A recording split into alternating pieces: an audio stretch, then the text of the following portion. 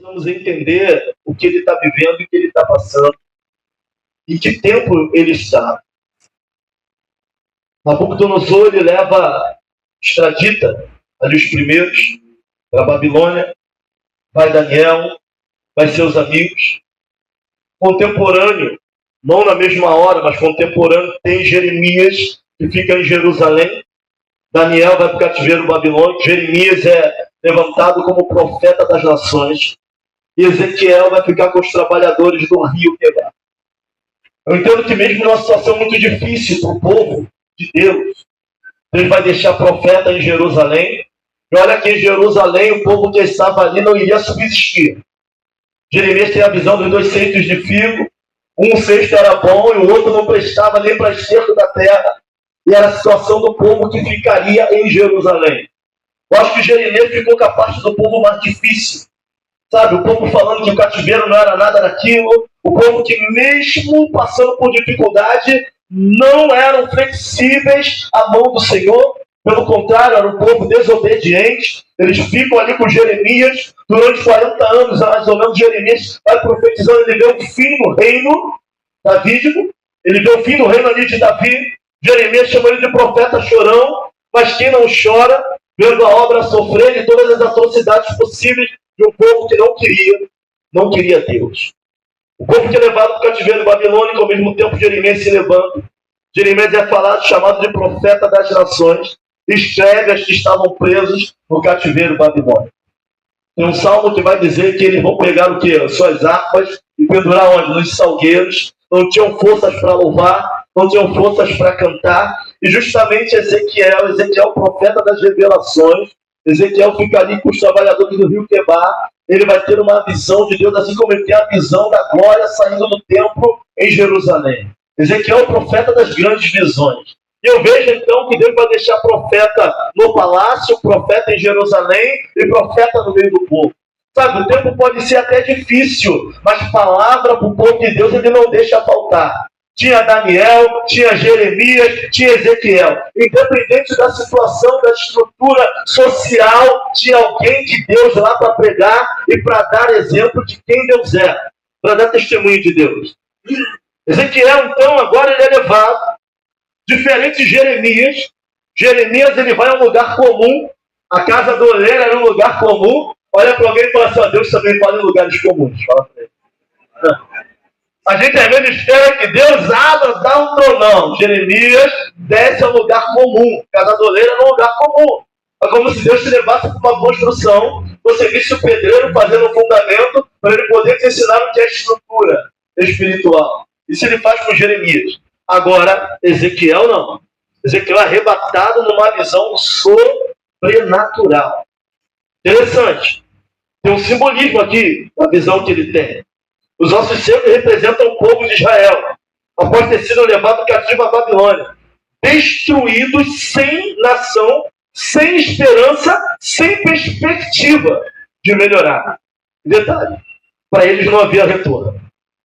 E aqui eu fico olhando para Jeremias, quando ele escreve que vencia os pensamentos de Deus sobre vós, e Deus falando que era para crescer e multiplicar, e agora eu fico olhando um vale de ossos secos. Aqui, isso aqui tem muito a ver com o sentimento do povo, com a situação, com a fé. Estavam quebrados, estavam destruídos, estavam secos. Os vales representavam o cemitério sem futuro na vida do povo de Deus. Sabe, às vezes a gente fica razoando como Deus vai fazer na nossa geração, mas se olharmos para o povo, estavam da mesma maneira de que muitos estão hoje. Sabe, estavam da mesma forma de que muitos estão hoje. Ossos sequíssimos. Sabe, era um amontoado de ossos na visão de Jeremias, ou na visão de Ezequiel. Qual era o sentimento do povo? Desespero, desolação, sem retorno e sem esperança. Não havia esperança para eles. Foram arrancados da sua nação. Consequência do porquê isso tudo acontece. A maioria vai concordar comigo que isso é consequência e resultado de desobediência e infidelidade a Deus. Deus vai falar que isso iria acontecer. Mas é interessante, tem gente que só acredita quando acontece. E aí a gente vai buscar, e aí já aconteceu. A casa já caiu. O profeta ele é impulsionado por Deus diante dessa situação, ele também está preso. Olha o que é interessante. É que o profeta está sempre passando pelas mesmas coisas. O profeta não está isento. O profeta não está fora do processo. Pelo contrário, tu pode ser homem de Deus, mulher de Deus, mas isso não te isenta de passar pelo processo. Mas ele era alguém, agente de Deus, naquele processo. Tu pode estar vendo a mesma coisa que muitos, sentindo a mesma coisa que muitos, mas quem tem Deus sobre a sua vida tem uma visão diferente daquilo que está acontecendo. Não estou dizendo que é fácil isso, mas a visão de Ezequiel é uma visão diferenciada. Ezequiel, impulsionado, no versículo 4, ele vai dizer assim: então me disse, profetiza sobre esses ossos, e diz-lhes, ossos secos, ouve a palavra do Senhor. E aqui eu vou fazer uma comparação com Gênesis. Gênesis, numa sessão de palavras, Deus dá ordem para que o mundo e as coisas comecem a tomar forma. E disse Deus, haja luz, e disse Deus, haja luz, e disse Deus, haja luz. É muito disso, e as coisas vão acontecendo como ele vai ordenando. Para Ezequiel, ele empresta a sua palavra. Ele vai dizer, podes tu profetizar, tu sabes. Ele vai mandar de volta para o Senhor. E ele vai dizer para os ossos como se fosse Deus dizendo, olha, ossos secos, assim diz o Senhor. Mas é a mesma palavra. A palavra que criou é a mesma palavra que reconstrói. Você não entendeu o que eu falei aqui? A mesma palavra que cria algo do nada, que traz existência àquilo que não existe, é a mesma palavra que pega algo que está quebrado e faz novo. Deus é poderoso para fazer. Só que agora ele está emprestando a sua palavra e autoridade para o profeta.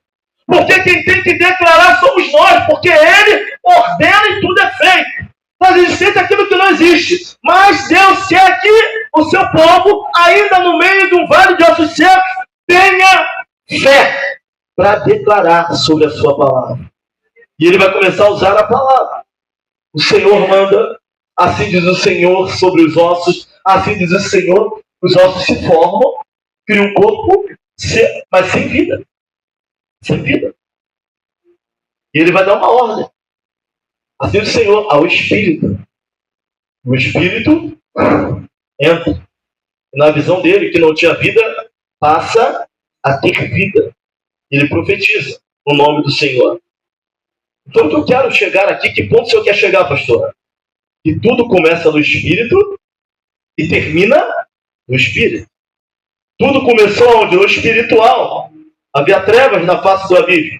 E disse Deus, e Deus é Espírito. Aqui a reconstrução é feita, os corpos se levantam, mas não havia o que neles? Vida. E o Espírito foi soprado. Tudo começa e termina no Espírito. Naquele grande dia, o mesmo Espírito que ressuscitou Jesus vai ressuscitar os mortos, e os que estiverem vivos serão transformados. Repita para alguém que está do teu lado. Tudo começa no Espírito e acaba no... Eu vou correr. E a grande pergunta é, se tudo começou no Espírito, tudo que foi feito se fez através dele, porque não havia nada, tudo começou no Espírito, por que não priorizamos o espiritual hoje? Por que a dificuldade de priorizarmos o espiritual? Deveríamos dar mais valor ao Espírito, porque tudo que somos, temos, surgiu do espiritual. O espiritual formou o material. Tudo que tem no mundo de material é formado através do espiritual. A questão é, por que há pouca prioridade pelas questões espirituais? É isso que nós queremos trazer para a igreja hoje. Eu me converti em 1999. Foi 99? Eu cheguei lá, você rodou o piano na coreografia? Foi? Sim. Das duas rodopiadas, eu falei, essa presa é isso. Deus é bom. Acho que foi em 99. Cheguei em 99. Em quantos anos? 2025? Alguém bom de matemática, hein? Rafael, o que é bom? 26 anos, não é isso? 26 anos de evangelho. A pastora tem 42, um dia eu consigo alcançar. Ela já nasceu no berço evangelho. Então, na década de 99, eu lembro que as pessoas espiritualizavam tudo.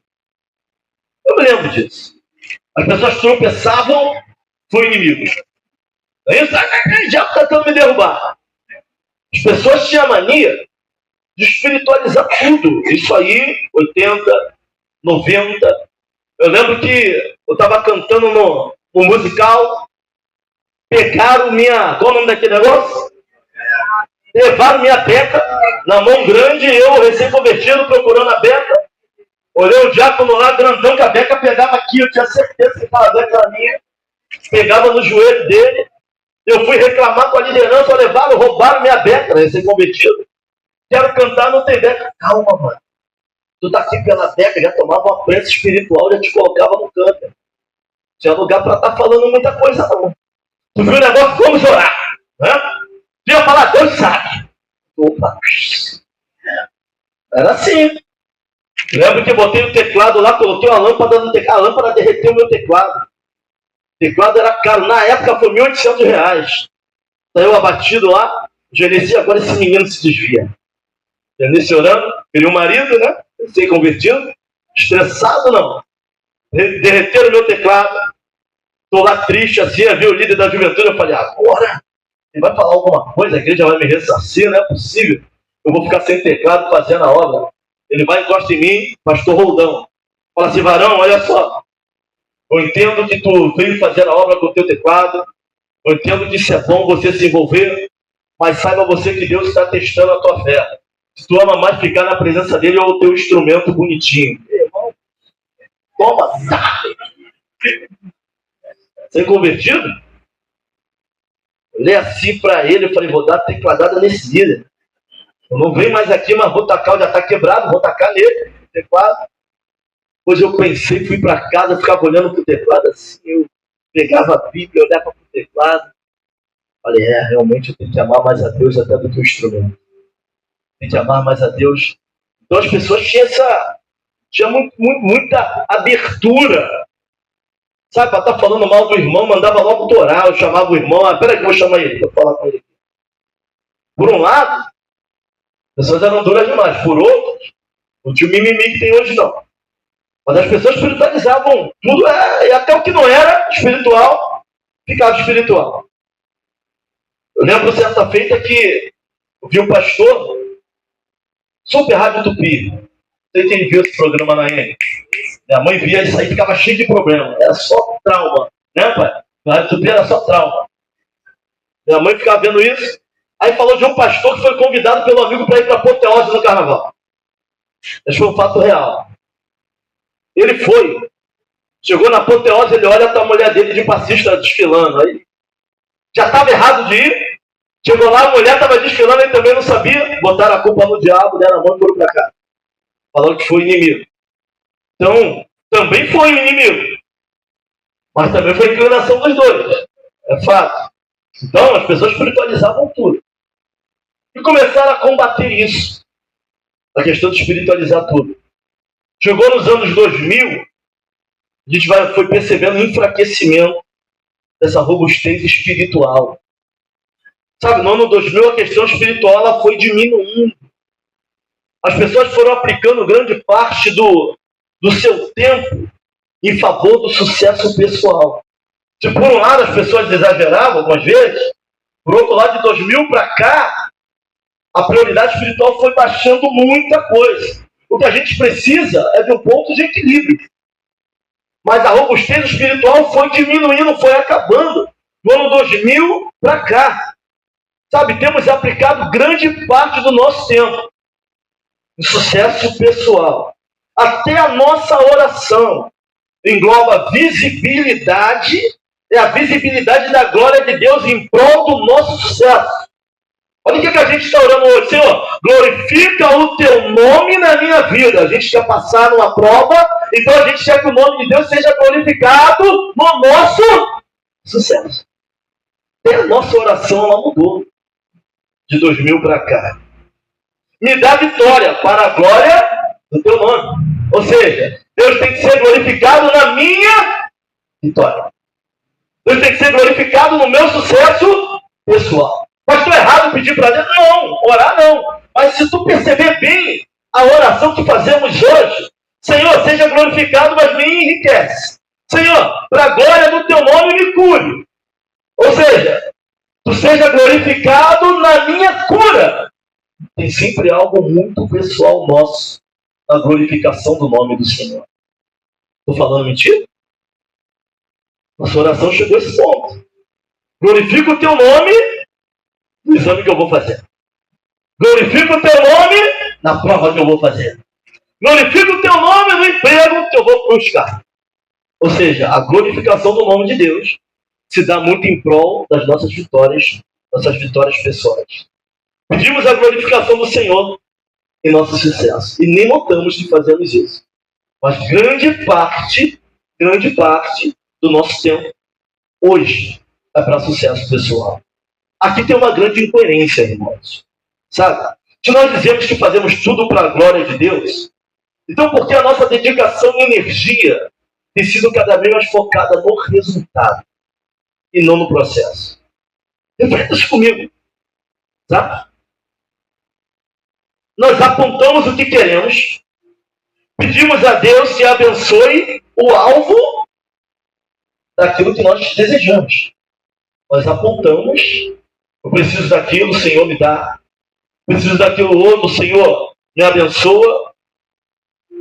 Quando o ideal seria nós orarmos para que Ele fizesse a vontade dEle em nossa vida. Mas nós oramos para que Ele glorifique a nossa vontade e não a dEle. Pastor, nós estamos assim? Sim. Precisamos orar para que o nome dEle seja conhecido, não o nosso. Precisamos orar para que o resultado do culto seja o dEle, não o que eu pretendo. Aí quando Deus não faz o que eu quero, eu fico decepcionado e coloco a decepção para Deus. Deus ficou triste e entristecido quando Ele é inabalável. Se uma igreja está vazia aqui, Ele tem uma com mais de 10 mil em outro lugar. Deus é inabalável. A frustração é nossa, não é dele. Mas nós colocamos a frustração para Ele. De algo que fazemos e não está cheio. De um seminário que fazemos e falta pessoas. Você fica frustrado, Ele não. Ele trata daquele que veio lá atrás e você nem veio. Que talvez fosse tirar a vida. Deus enxerga o processo, nós enxergamos o resultado. Porque a falta é a falta em declínio da espiritualidade. Sabe, a gente quer um resultado que nos agrade. Nós ficamos felizes porque nos agrada. Nós ficamos alegres porque a igreja está cheia. E não conseguimos fazer o devocional do processo. O que é devocional do processo, pastor? É a leitura do processo. Deus pode fazer um culto inteiro e tocar apenas de uma família que Ele queria tocar, aquela família especial. E a gente está preocupado com a igreja cheia. Porque nós queremos resultado que nos agrade. Não conseguimos fazer leitura de processo por causa do declínio da questão da espiritualidade, irmãos. Sabe, o fato é que o nosso devocional é de 15 minutos, mas o home office é de 15 horas. Nosso devocional é apertadinho, irmão. Até para acordar cedo, para adorar o nome do Senhor é difícil. Mas se for para dobrar o salário, tu acorda 4 horas da manhã e vai trabalhar. Para ver como o nível da espiritualidade, sim, está caindo. Nós não priorizamos o espiritual, não. Pelo contrário. Sabe, a gente não tem mais aquela concepção de que Deus pode te dar tudo aquilo que você precisa. Hoje nós vivemos isso. Sabe, o devocional é muito pouco. Tem gente que nem 10 minutos não ora, não lê a Bíblia, sabe? Mas se for para trabalhar, vai dobrar, vai fazer, vai melhorar a renda, mas às vezes nós temos que abrir mão para glorificar o nome do Senhor e se amar menos. Não tem por onde correr disso. Mas está difícil isso hoje, em nossos dias. São devocionais de 15 minutos, home office de 15 horas por dia. Nós perdemos tempo com muita coisa, mas não com contemplação, com palavra, com presença. Eu estou pregando para mim também nessa noite, então não se preocupe. A palavra que corta aí, corta mais aqui também. Até porque se eu não estiver vivendo, Deus vai me fazer viver. Todo aquele que sobe aqui para pregar, não pense que a gente passa desapercebido. Pelo contrário, cobrança é grande, tanto de um lado quanto do outro. Tá? Mas quando veio essa queda, pastor, da espiritualidade, quando começou essas questões, das maiores motivações em buscar a Deus, tem sido para o nosso próprio benefício. Você já percebeu? Você vai fazer uma campanha para quê? É algum benefício. algo que você quer. Eu nunca vi ninguém subir monte para que Deus revele a vontade dele na vida da pessoa. Não faz. Se a gente fizer aqui um propósito espiritual, só vem o pessoal de sempre. Agora faz um propósito que vai te beneficiar. Carro novo, chave, apartamento. Ó. Por quê? Porque a nossa motivação é sempre aquilo que nos beneficia, não aquilo que agrada a Deus. Aquilo que glorifica e exalta o nome do Senhor. Por que as nossas motivações são sempre particulares? É alguém que está doente e vai buscar a Deus. É alguém que está doente e a gente vive em campanha de um lugar para outro por motivação pessoal e particular. Poucos vão orar para Deus revelar realmente a vontade dele. Para que o nome dele seja glorificado. Para que a vontade dele seja feita, não a nossa, mas a dele na nossa vida. Quem já fez propósito para isso, irmão? Se é mentira o que eu estou falando, então as nossas motivações deveriam ser para a glória dele e não para o nosso sucesso pessoal. A gente até glorifica ele, para o nosso sucesso pessoal. Glorifica o teu nome. Senhor, nos dá uma igreja de 500 membros, para a glória do teu nome. Mas por que a nossa oração não seja assim, Senhor? Direciona a igreja como quiser, seja para crescimento, seja para o ensino, seja para o que for. Não é. Então, nossas motivações, irmãos, são pessoais. E pessoais demais. Estamos terceirizando a nossa vida espiritual. Hoje a gente está tão preguiçoso em ler uma palavra que a gente quer a resposta de outra pessoa. A gente vai fazer um gabinete e está esperando alguém falar o que tu tem que fazer. Sabe? A gente até direciona, a gente até ora junto, a gente até aconselha, seja casais, seja família. Sabe? Mas tem resposta que vai ter que buscar em Deus. Somos a geração do download. A gente quer apertar um botão e quer que Deus fale logo. Quer baixar tudo o que tem que fazer para o nosso sucesso. Mas glorificar a Deus para aquilo que Ele tem é mais difícil. Sabe, sem espiritualidade, sem relacionamento com Deus, fica muito difícil a nossa caminhada, irmãos. E a gente às vezes não entende por quê. Quando a gente alcança a estabilidade financeira, o vazio continua. Porque o vazio continua. Quando a gente alcança aquele cargo, sabe? O desejo de morte ainda continua maior do que o desejo de vida. Chegou lá e agora? Era só aquilo. Continua vazio dentro de nós. Isso é devido à falta de espiritualidade e também de relacionamento. Da própria igreja com o seu Senhor. Sabe, alguns estão fazendo terapia. E a terapia não funciona. E terapia há anos, porque a ciência não vai solucionar o rombo espiritual que tem na vida de alguns. Por falta de posicionamento, por falta de obediência, isso também gera rombo espiritual na nossa vida. Eu imagino que Jonas, se fosse hoje, ele ia sair da barriga do grande peixe, ia direto para a terapia. E que terapia ajudar aquilo que foi dado por desobediência e falta de posicionamento? Não tem nada contra a terapia, pelo contrário, eu gosto. Psicologia na área da observação, tu descobre alguns problemas que você tem, descobre alguns rombos aí na alma, isso é muito bom. Mas tem questões que não é ciência, é falta de postura, é falta de posicionamento. Então, psicanálise não vai dar jeito naquilo que é espiritual. Está entendendo o que Deus está falando contigo nessa noite? Existe uma busca exacerbada por fama, por reconhecimento social, ministerial. A gente quer ser reconhecido de qualquer maneira, pelo financeiro, por estabilidade. Sabe, desenvolve-se a ideia de que o espiritual não deve ser priorizado. Que aquilo que é espiritual é fraco. É o chamado a cultura pop. Está todo mundo envolvido nisso. Nossos filhos, esposos. Onde está a cultura pop, pastor? Está nas ideias. Está nas ideias, está no gosto, está na música, está no filme, está na série, está na tendência, está no TikTok. Hoje a tendência é viver ocupado. Sabe, hoje é chato estar ocupado, correr de um lado para o outro. Eu não tenho tempo para isso. Até parece que o pastor não trabalha. O pastor trabalha, pastoreia, faz gabinetes. Líder de casais trabalha, faz gabinetes. E a gente está aqui louvando e exaltando o nome do Senhor. Mas essa cultura pop, ela traz isso, ela traz o egocentrismo. Eu posso, eu quero, é aquilo que me faz bem. Isso tem tornado cada vez mais o declínio da espiritualidade, irmãos. As pessoas se priorizam suas ideias. Aquilo que lhe faz bem. Tanto que tem psicólogo que vai falar para você o quê? Faz tudo aquilo que te agrada. Faz tudo aquilo. Só que aquilo que me agrada, de repente pode me levar para o abismo. Esse é o problema. De fazer tudo aquilo que te agrada. Mas a cultura pop, essa tendência, vai moldar identidades de pessoas e de jovens. Consegue te moldar. Está no videogame, está no desenho, está no anime. Você vai ver um desenho e vai ver que o espírito é fraco, né? Não consegue nem segurar as coisas. Ou seja, a ideia é que aquilo que é material, aquilo que se possa ter, consumir, se formar é bom. O espiritual cada vez mais decline para aquilo que é espiritual. Apocalipse 3, versículo 20. Este estou à porta e bato, se alguém ouvir a minha voz e abrir a porta, entrarei em sua casa e com ele cearei e ele comigo. Eu estou batendo nessa tecla. E a pergunta é, de que lugar da porta Jesus está na tua vida? Essa é a grande pergunta. Essa é a pergunta que eu tenho feito para mim. Porque a Laodiceia é a igreja. Jesus está falando que está na porta, batendo da igreja. Não é de quem não conhece. É de quem já ouviu falar do nome dele. É para quem já professou e confessou o seu nome.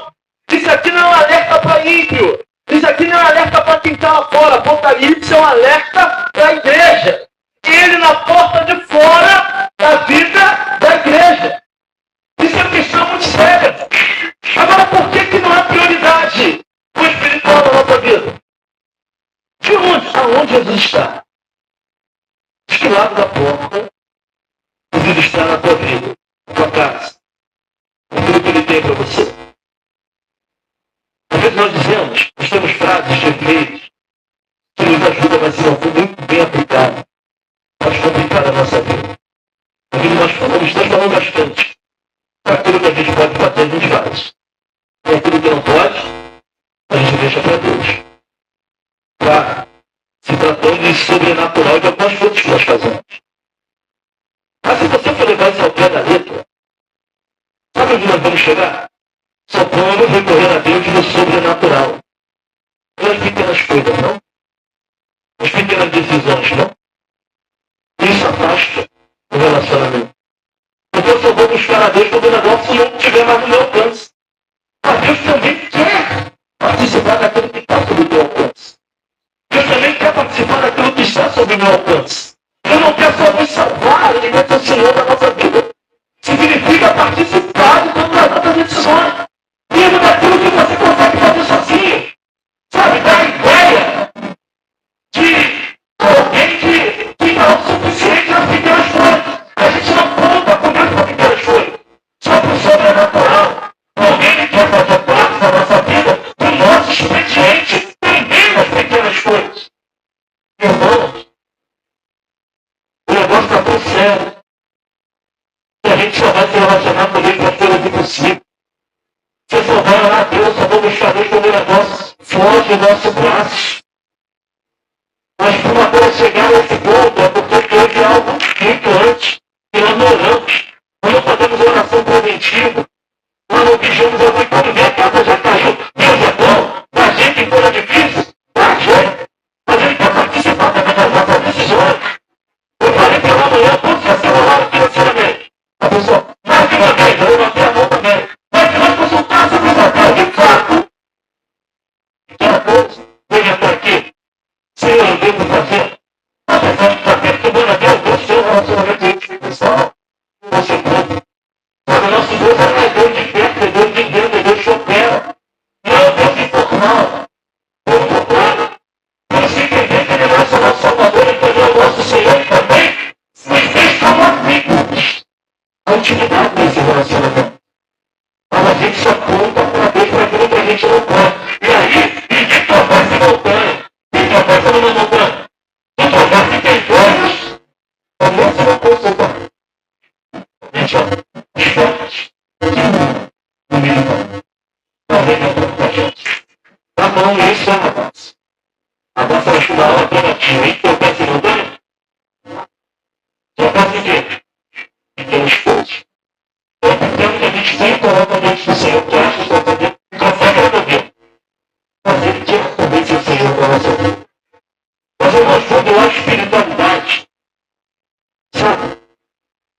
cara de ovelha é a sua obrigação de vida. É um prazer em fazer. É um prazer em chegar. É um prazer em apertar a mão de alguém que está entrando ali abençoado. Às vezes um abraço, uma porcaria. Quando a espiritualidade, o problema da pessoa diminuído em 40%. Olhando já com o Sebastião, o abraço anterior de nada todo dia, todo cristiano, e já estava todo querendo se sentir melhor na cama da você. Quando a espiritualidade não é obrigação. Quando a espiritualidade não entendeu o que fazer, quando há relacionamento, nós temos prazer em fazer. Nós somos do mundo, eu vou chegar cedo a outro nível. Eu vou abrir a igreja para adorar o meu Deus, vou receber meus irmãos, vou dar a paz do Senhor, vou estender as minhas mãos, vidas serão libertas. Qual poderia ser quando a espiritualidade? Lembra de um tempo, eu não tenho ser saudosista, em que o servo do Senhor não guardava a conta antes de consagrar a conta do meio. Pastor, isso aí não é espiritualidade não, mas demonstra da seguinte. Não guardava. A compra chegava, a pessoa botou primeiro, ela consagrava. Senhor, obrigado por tudo, o dinheiro só deu para isso, mas talvez se multiplicava até o outro mês. Hoje a gente sai guardando tudo. Houve um tempo em que ninguém botava um garfo de comida na boca. Antes de agradecer a ele. Isso traz espiritualidade, pastor? Não. Mas demonstra como está o nosso nível de espiritualidade. Certa feita, eu conversando com o músico, ele falou assim para mim: pastor, se o músico tem que ser super espiritual, pega a demanda da intercessão e bota para tocar. Olha, se ele tinha intimidade para falar, ele me ajudava na hora. Eu falei para ele: você está certo. Músico tem que estudar. Músico tem técnica. Mas se a Casa de Deus fosse só lugar de técnica, eu chamava o louvor para fazer o louvor. Não precisava de você. Chamava o Legião Urbana. Chamava a banda Eva para fazer o louvor. Porque são técnicos dessa. Falei para ele: aqui em cima é técnica, mas é espiritualidade. Você estuda, mas se consagra. Não é para qualquer um que você está fazendo. É estudo da Bíblia, mas é espiritualidade.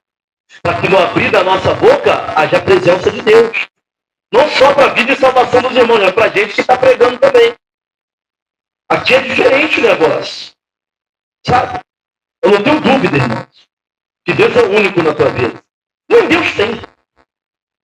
Pastor, eu não tenho outro além dele. Eu sei, ele sabe.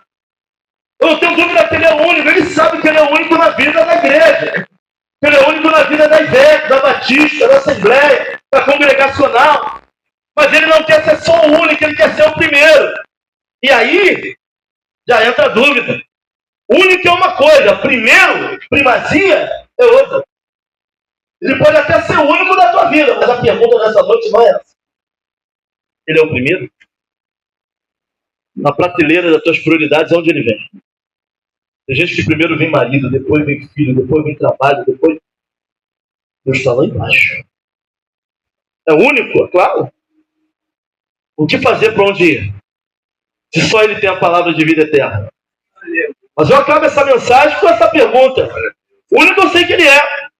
Mas ele é o primeiro? Ou teu marido é o primeiro?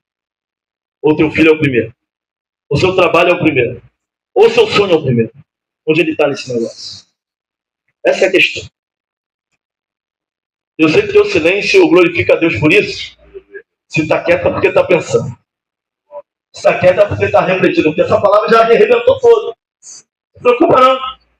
Antes de chegar aí, essa palavra já me moeu todinha, irmão José.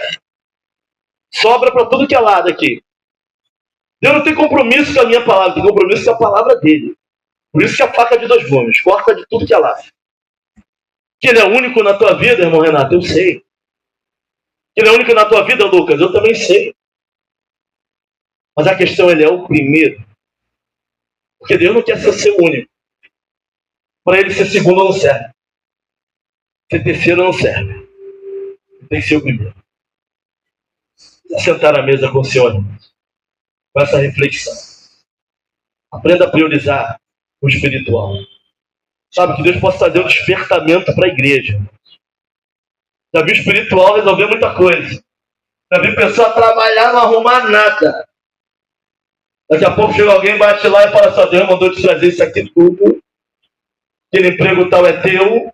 Ó, espiritual. Gabinete com o Espírito Santo. Orar no Espírito, através do Espírito, com o Espírito Santo. Acho que a minha oração vai ter que mudar. Minha oração vai ter que mudar. Ó, abençoa a tua igreja para glorificar o teu nome.